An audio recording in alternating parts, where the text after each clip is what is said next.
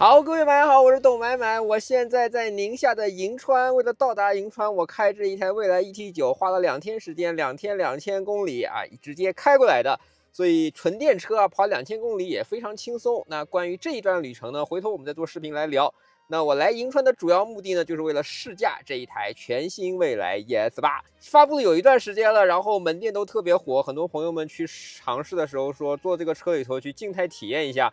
门呢，1分钟能被拉开2、3次，确实全新 ES8 发布之后，这个热度太高了。快速来过一下这台车的参数吧。首先，这是一台全尺寸的 SUV， 长度达到了5800毫米，宽度达到了2001毫米，高度达到1800毫米，标配102度超充快换的电池包，全域925伏，可以换电也可以充电。因为使用了最新一代的技术，所以整车的集成度极高，拥有一个全国第2大的前备舱空间，达到了230升。全国第1大是它的兄弟蔚来乐道 L90 的240升，7个人放下10个箱子没有压力，6个人放下10个箱子也没有问题。也就是说，你的车坐下6个人的时候，再也不需要把别人的行李放到车厢内部来挤占人的空间了。这就是先进的技术带来空间的领先。6座版本呢，具备3个0重力座椅，并且3个0重力座椅可以同时开启。安全方面呢，蔚来也一如既往按照其5星研发标准来的。发布会的时候已经演示过，一台车撞3次都可以啊。顺便说一句啊，蔚来旗下最便宜的小兄弟，售价 bus 只要79800的萤火虫，拿到了中保研的 G+级评大，拿到了欧洲的 ENCAP 评价，拿到了中国的 CNCAP， 都是5星评价。所以在安全这儿，哪怕蔚来家族最便宜的小车都能做到如此安全，所以你完全不用担心 ES8 的安全，好吗？价格方面，目前是预售版本啊，6座的行政豪华版价格是41.68万 ，bus 租电池之后是30.88万，6座的签名版本是45.68万，贵4万。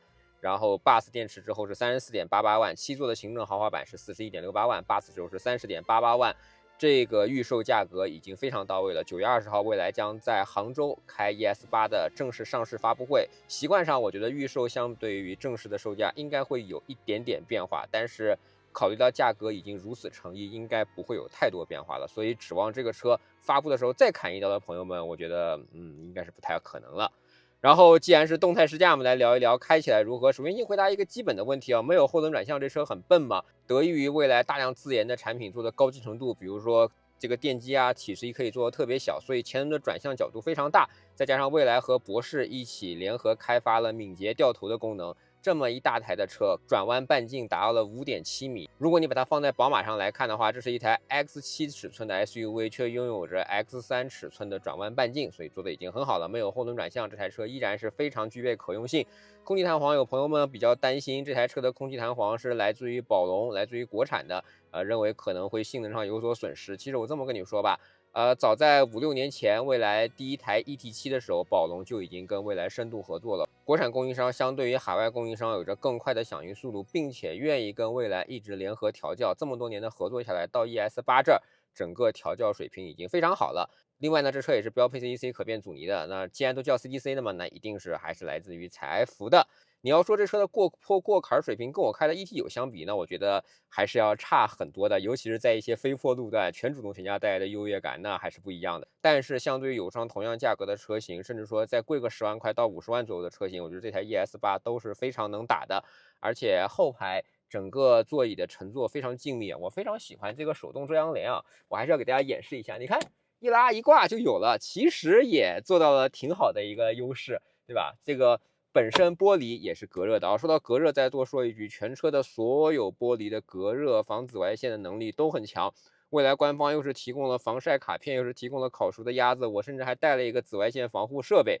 你看放到外面的时候都是1000多的数值，放到里面就基本上就变成个位数或者顶多是1开头的10位数了。所以可见整车在隔热隔紫外线上做得非常好，这也算是基操了吧。还有朋友们问换电方面嘛，如果我身边没有换电站的话，这台车是不是就不值得买？我这次为什么开 ET9 来呢？因为 ET9 用的102千瓦时电池和这台 ES8 用的电池是一模一样的。我从上海开过来2000多公里。我觉得对于陌生客户，你可以这么理解：未来的车可以换电，可以充电，你把换电当成一个增量。如果有换电站的时候，3分钟就可以搞定一次补能，跟加油甚至会比加油还快一点。那如果没有换电站的话，标配102电池，这块电池的峰值充电功率达到了425千瓦，架构上也支持了5C 的超充。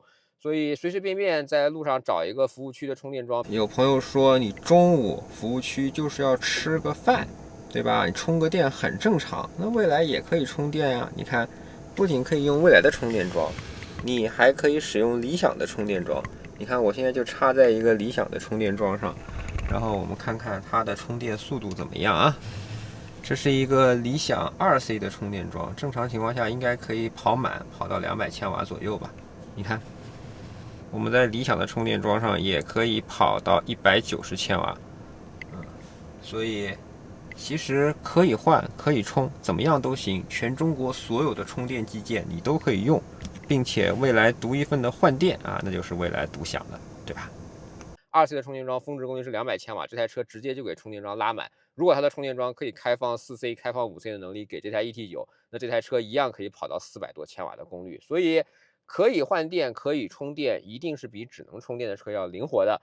并且呢，换电的车企它天生就会在乎这个电池的长寿命，这么说很容易理解吧，对吧？因为换电的车企它要向所有的用户提供长时间的运营支持，所以电池的长寿命对它来说很重要。而对于其他的一些普通车企来说，只要保证电池符合国家的8年标准就可以了。这个其实是换电和不能换电的最大区别，并且换电的车企们更加在乎电池的残值，所以他们会更加倾向于使用昂贵的3元锂电池。3元锂电池的好处是什么？能量密度相对来说比较高，重量也会轻一些。那些不能换电的车企，它为了省钱就会上磷酸铁锂电池，上磷酸铁锂电池之后，容量可能没有未来的电池大，那整个车的电池的重量比未来的重很多。哎，这就会有意思了，你就发现一台车的电池重量可能某些车型会比蔚来或者会比乐道多200多公斤，那相当于未来的车没坐人的时候，他们的车永远都是一个满载的重量啊。所以这些轻量化的电池包更加好用的正收益，这个可能是大家可能没有理解过的，并且换电的补能速度吊打所有超充啊！超充们只敢说自己什么4C、5C，有人敢跟换电比，换电上来说40C，在座的还有谁？是不是？可以换电车型的电池包可以做到比不能换电的车型电池包更薄，这带来了什么好处啊？给车内带来了极大的纵向空间。你看我坐在后排，对，离车顶棚超级远，而坐在前排的时候也是一样。过去大家什么诟病说什么换电车企底盘高，到了这一代，到了2025年的未来车，你不要再说这句话，再说这个话容易显得自己露怯，好吧？那座椅很舒服吗？啊，对，这一代座椅作为自研架构座椅的第好几代作品了，已经非常好了。大面积纳帕带来了非常多的豪华感，乘坐舒适，6座版的3个零重力座椅都可以在行驶过程中打开，真的挺好的。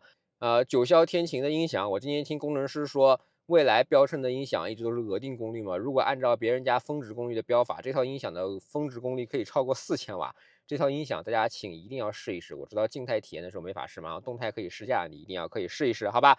并且呢，这台电视啊，这个大电视使用 Mini LED 的产品，未来第一次在21.4寸这么大的一个尺寸上使用了车规级的 Mini LED 电视，又是未来敢为天下先的作品了。总之就是声音很好，大电视很大，看的时候很爽，听起来也很舒服，大家一定要试一试。还有朋友会问 HUD 好使吗？这套 HUD 有 AR 模式以及传统的 HUD 模式。在传统 HUD 的模式下，3分屏设计除了可以把盲区显示在屏幕上面之外，还可以把侧边，对吧？近距离接近提醒也直接给显示在 HUD 上。如果喜欢的朋友们可以试试。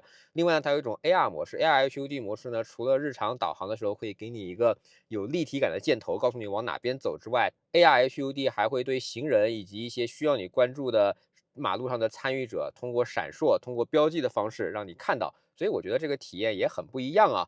然后最后就是有朋友说买什么版本啊？你知道签名版比这个行政版贵了4万块钱，但4万块钱你多了啥？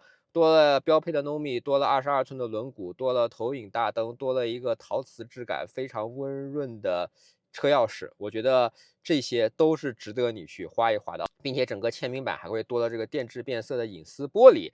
总之4万块，如果你这些东西全部都选一选，一定是超过的。但是这4万块让你觉得很物超所值，所以我个人觉得，如果你选择的是6座的版本，那还是应该去多花这4万块选这个签名版的，并且有了 HDPL 投影大灯之后，它是一个额外的灯组啊，就是除了近光灯、远光灯，除了标配的 ADB 可以扣像的大灯之外，它多了一套投影大灯的灯组。这套投影大灯的灯组可以在你解锁的时候给你提供仪式感，在你道路上给你使用光毯铺满，在路上出现行人需要你关注的时候，可以通过闪烁的方式来提醒你。其实蔚来 ET9当年发布的时候有这个功能，让我觉得非常酷炫。我也在马路上偶尔遇到用了几次，每一次它触发的时候，你都会觉得哇，这个钱花的真值。所以在贵的车上，有的时候是满足功能性，但功能性之外，其实更多的还是一些情绪价值。我觉得这一代 ES8从整个发布会开始，从聊技术开始，最后把价格给你定到 Buzz 之后只有3开头的价格，确实让人很惊讶，那销量也必然会好起来。根据财报会的说法，这个车是准备了12月份的时候，什么单月能做到1.5万台销量的，所以这就是一个妥妥的爆款，挺好的。大家看到这期视频的时候已经开始试驾了，听我说这么多遍，开起来感受如何？不如真的自己去试一试，好吗？这个车据说也是囤货的，所以如果想第一批提车的话，我觉得应该可以向 Fellow 表达一下自己的高意向了，好吧？好，这就是本期懂买买的视频，希望你能喜欢。如果对我视频感兴趣，不要忘记评论、收藏、订阅懂买买卖的头条、B 站、微博以及 YouTube 都有自己的账号。我们下期再见，拜拜。